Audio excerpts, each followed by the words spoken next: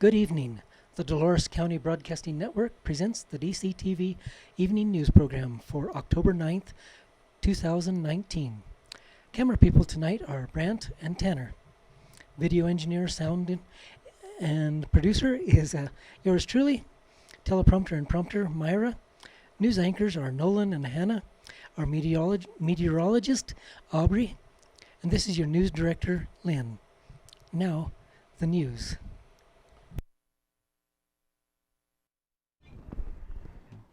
Welcome to the DCTV 4HQ's Evening News Show. Help us keep our news show on air by becoming a sponsor. You can buy a sponsorship by calling 970-677-4119. That's 970-677-4119. Now for the news. Hi, I'm Nolan, and our first story is from the Durango Herald. Durango invests and sells new style of seed-based spreads. Invents. Oh, and sells new. Oh, that's cool. 15 or so years ago, Philip Snyder was experimenting in his kitchen, trying to find ways to cut dairy from his diet. Mixing sesame seed-based tahini, apple cider vinegar, and honey resulted in a sweet and sour flavored paste that he added flavors to and shared with his friends. Now retired from his Durango law practice, he's looking to sell his invention as a product called Dynaseeds and market it as seed butters with a bang. The product is currently patent pending. The spread will be available starting on Friday at Durango Natural Foods, a co-op that Snyder was involved with in its early days while in the 1970s while working at the Saturn Sandwich Shop, now with College Drive Safe Cafe. Can't talk today. He plans to be on hand to answer questions about the products from 11 a.m. to 2 p.m. and again from 4 to 6 p.m. that day. The production will debut in 4 flavors: honey mustard, sweet basil, Indian curry, and roasted garlic and herb. Snyder said he primarily envisions the use of the condiment as a spread on sandwiches or canapes and hors d'oeuvres. Hors d'oeuvres. Hors d'oeuvres. Yeah. You get a nice piece of bread that doesn't have a whole lot of flavor, and you put a nice piece of turkey or chicken on there, and again tastes like chicken, but doesn't have a whole lot of flavor. And you put a piece of lettuce. You put on a piece of lettuce, and you put some tomato, and you have a nice sandwich. This gives you a whole different way to flavor up that sandwich, and something that gives a little bite. Snyder is quick to point out that Dynaseeds is rich in healthful polyunsaturated fats and antioxidants, essential amino acids, and calcium. It is a non-GMO, non-dairy, vegetarian, kosher, peanut and nut-free, and contains only natural sugars and carbs. The products are minimally processed at low heat to preserve each ingredient nutritional value. He said, so the product may also appeal to consumers of raw foods. If Dynaseeds sell well, Snyder has plans on new directions in which to take the product, including new flavors. The current flavors are all sesame seed based, but he plans to release varieties based instead on sunflower and pumpkin seeds. He would also like to release a line of Dynaseeds that uses agave syrup instead of honey to cater to vegans. For more information, contact Snyder at 799-3941. The story is from the This is me. The story is from the Durango Herald. This isn't your grandparents' work day. Why 9 to 5 is on the way out. That's odd. For generations, the 9 to 5 work schedule has been the norm for many workplaces. Established mainly to define open hours for businesses, it takes advantage of available daylight to reduce worker fatigue. But in an age where flexible, remote, and gig work is becoming wildly prevalent, it is time that we finally eliminate the standard 9 to 5 work schedule. Many experts and employees think so. Changes in work values could kill off the 9 to 5. According to recent Career Builder research, 3 in 5 workers want to see the end of the 9 to 5 schedule. The survey advised 70% 73% of workers in Washington, D.C. think that the 9-to-5 work schedule no longer suits them. Other city workers believe similarly. The majority of those polled in Boston and L.A., well, that makes sense, 68%, New York City 66%, Chicago 60%, Dallas 62%, Houston 58%, Miami 55%, and Philadelphia with 55% want more flexible schedules. This is a direct reflection of younger generations who are dominating the workforce by sheer numbers and demand greater freedom in terms of how and when they work. According to the Deloitte Millennial Survey 2017, 84% of millennials now work for companies that offer some degree of flexibility in terms of when they start and complete each workday. Additionally, more than thirds say their workplaces offer highly flexible work schedules. This is a preference that will only continue to grow. Additionally, science has shown that when workers are allowed to take multiple breaks during the day, they are much more productive. A University of Illinois at Champaign study published in Cognition found that frequent short breaks help adults maintain their focus better than when they are stuck in the chair for 8 hours a day. Changing work schedules to more flexible hours can be beneficial to both employees and employers. However, it's important to be aware of both the pros and cons. Pros: it allows employees to work during their individual peak production cycles instead of watching the clock. It provides employees with greater work-life balance, which leads to better health and mental clarity. It gives employers a chance to reduce overhead costs when they allow employees to work from home. The cons are that employees may still need some structure in terms of maintaining adequate work hours. Companies need to have some supervisors and support staff available for after hours. It can be a challenge to get all team members together for strategy meetings and projects. There are some simple ways to begin moving toward a more flexible work schedule plan for employees. It's recommended to evaluate the business necessity for employees to work daytime hours. Most businesses will need to maintain at least some staff members on hand during peak business hours for customer support. Many administrative, production, marketing, sales, and other roles may continue on more flexible terms. This story is from the Durango Herald. Broncos Bubsy said he was briefly paralyzed after a scary spinal injury.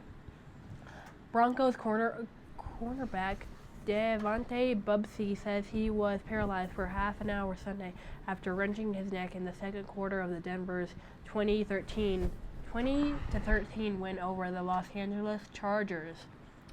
After 30 minutes, I could wiggle my toes. After 2 hours, I could move everything else, Bubsy said Tuesday, hours before being placed on injured reserve. Bubsy collided with linebacker Alexander Johnson while tackling running back Austin Eckler and crumpled to the grass. He said he never lost consciousness as he was strapped to a backboard, taken off the field on a car, and transported to Los Angeles Trauma Center, where he was diagnosed with a cervical sprain. Bubsy said he never panicked that he would be permanently paralyzed because his neurologist reassured him that he'd regain movement.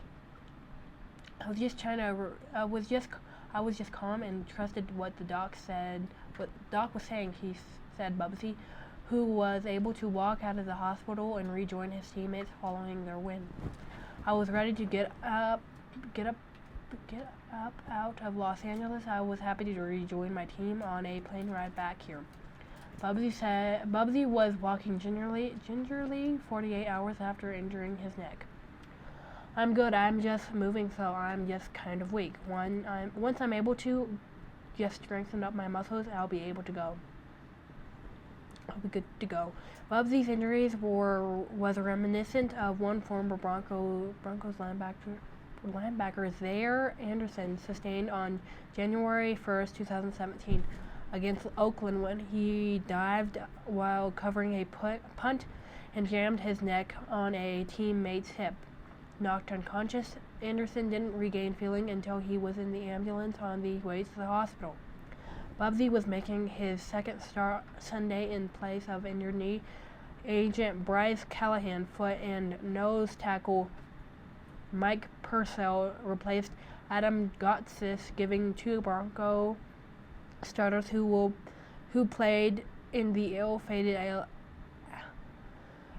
Alliance of American Football last spring. Isaac Yadaman replaced Bubsy but he was benched for Devontae Harris after giving up a 15-yard catch and committing 2 holding penalties on the next series. Coach Vic Fandigo said Bubsy wouldn't need any medical procedures but is out indefinitely as the team's medical staff monitors his recovery.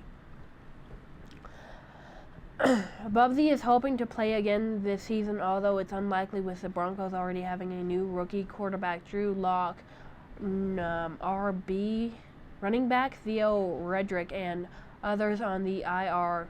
Only two can be reinstated to the roster. The Broncos signed 8th-year pro Cody Sesaboff to take Bubsy's roster spot. Sensaboff has played for the Titans, the Rams, Giants, and Steelers. We're just going to take it real slow and gain my strength back,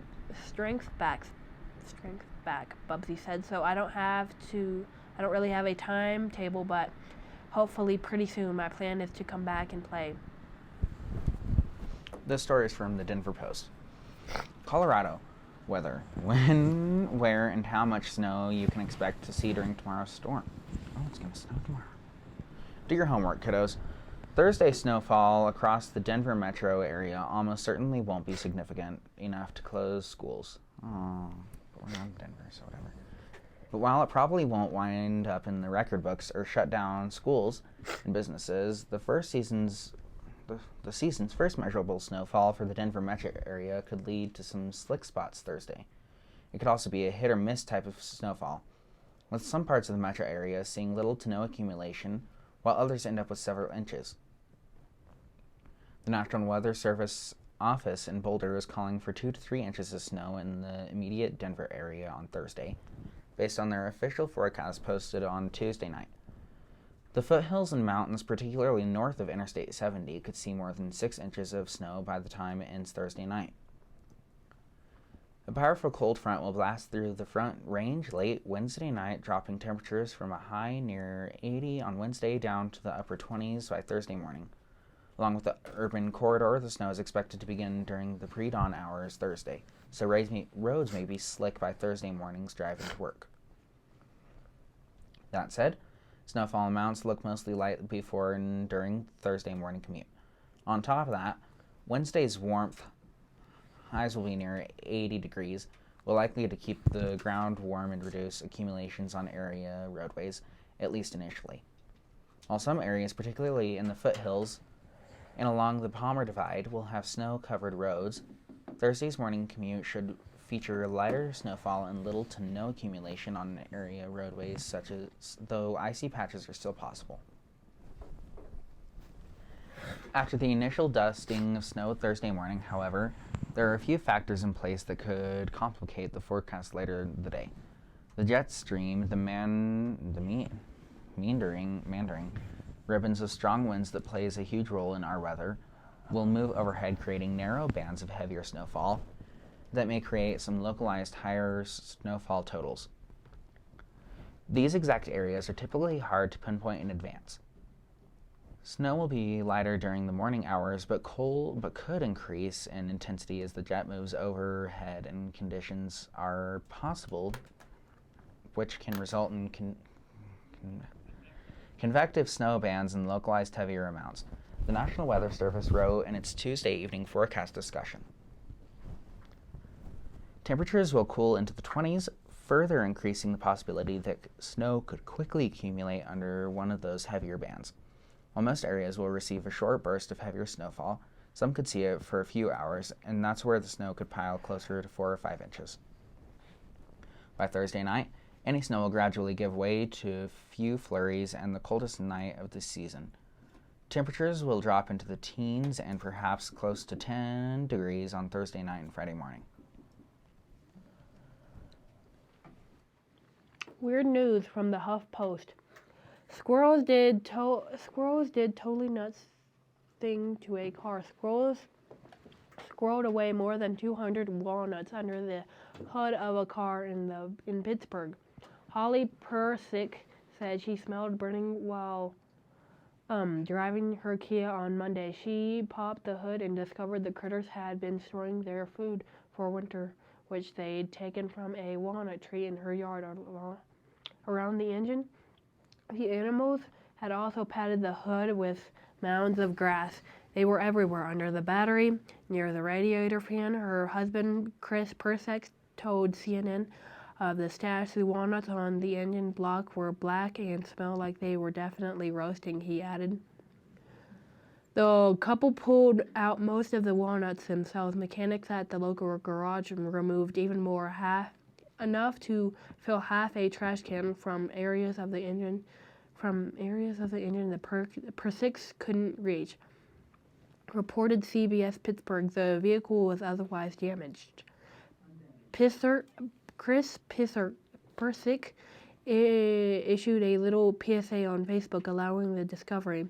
Long story short, if you park outside, do yourself a favor and check under the hood every once in a while. Persick wrote in a post above, my truck may have had a few squirrels chew through and pull out a fuel injector hose, and Holly's looked like they were storing up for the next 3 winters, he added.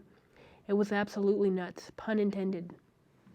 Now for the weather report with Aubrey. Our current weather data comes from the DCTV weather station located in beautiful downtown Dove Creek.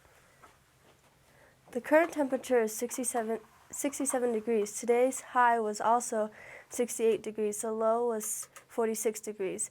The barometer is at 29.51 inches and falling. Humidity is 15%. Wind is between 1 and 15 miles per hour from the west. Gusts have been up to 28 miles per hour. There were 0.00 of an inch of moisture in the DCTV weather station today. Moisture for this month is also 0.00 of an inch. Moisture accumulation for the year is 10.23 inches. Now for the National Weather Service, here is the big map. For a change, Washington and Oregon are clear of rain and thunderstorms, but the cold snap will bring snow to most of Ohio, Montana, and Wyoming. This purple area, starting in the western half of Wyoming, I think, covering to Colorado and into the Dakotas, indicates rain and snow mixed, probably depending on the elevation. Right next to that is the larger area of green dotted, right here, green dotted, showing rain and thunderstorms from Minnesota out through Oklahoma. The Gulf Coast of Florida are also to get rain and thunderstorms. There in the northeast, there is rain from North Carolina coast up through New Hampshire. Now our exclusive DCTV 5-day forecast. Thursday, mostly sunny, high 43, low 17. Friday, sunny, 48, high 48, low 23. Saturday, mostly sunny, high 58, low 29. Sunday, mostly sunny, high 63, low 35. Monday, mostly sunny, high 61, low 34. Now for the climate change report.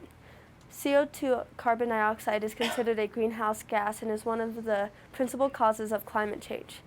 CO2 traps heat in the atmosphere, which causes climate instability. The results are significant variations worldwide of moisture and hot and cold temperatures. But the general climate trend is the planet is slowly warming. Therefore, it is important that we report the CO2 change. The following are the CO2 numbers in parts per million. Last week is 407.96. 2 weeks ago, 408.32. Last year, 405.49. 10 years ago, 382.85. 50 years ago, 322.38. Thank you to Dr. Peter Tans of the National Oceanographic and Atmospheric Administration, and Michael McGee of the CO2 Earth Network for providing this information. Remember, you can help keep our Kids News show on the air by buying a sponsorship. To become a sponsor, call 970-677-4119. That's 970-677-4119. Thank you. And now back to our news director. That's the end of today's DCTV 4-H news program. Good night, and thank you for watching.